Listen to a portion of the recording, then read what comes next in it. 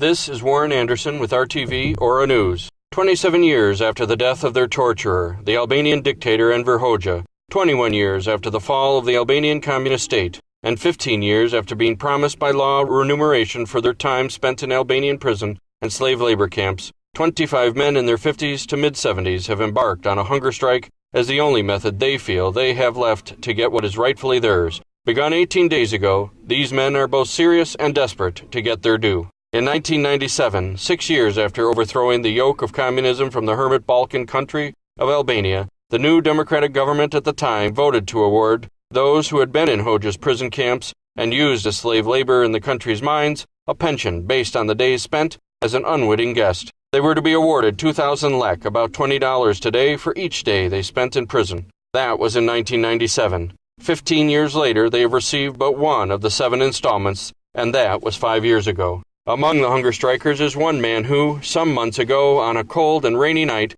managed to get up into a 20-plus story building under construction. He then climbed out onto the construction crane, standing precariously shouting his demands of recognition and restitution. The government admitted it owed him and his compatriots. He stood for hours on that crane in the vain attempt to get Prime Minister Berisha, the former doctor of the communist dictator Hoxha, to release the funds the Albanian parliament had said it owed the former political prisoners, but had not yet paid in full.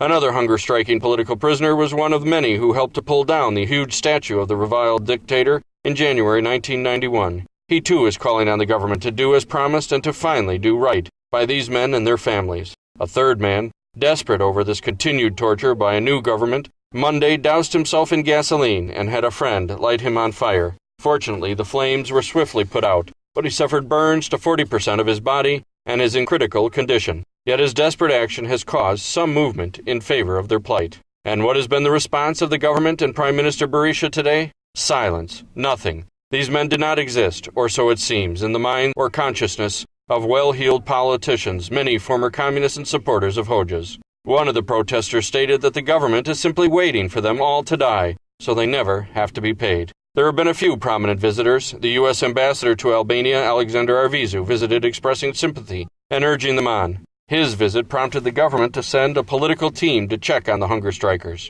The former Albanian president, Bamir Topi, also visited, and Ettore Sekwi, the European Union ambassador to Tirana. Their time in the Albanian gulag, some for 2 years, some 5, a few for 10, and one for over 20, was not good for their mental or physical health. 18 days on a hunger strike, with nothing but water and nicotine as sustenance, is not helping them physically. The fact that they feel forgotten and ignored is not only by their government but their fellow citizens in the world weighs on their minds. If this does not succeed, then what? How far do they go with the strike? How long can they last? The alternatives they mention are not pretty or painless. One did as he said he would. He lit himself on fire. They were persecuted because they stood up and voiced a desire for freedom and liberty, the desire to escape the prison that was the country of Albania at the time. They spoke about a vision that was America. For this, they were imprisoned. The bars may be gone, but the pain and suffering continue. Who will help? Who will intervene?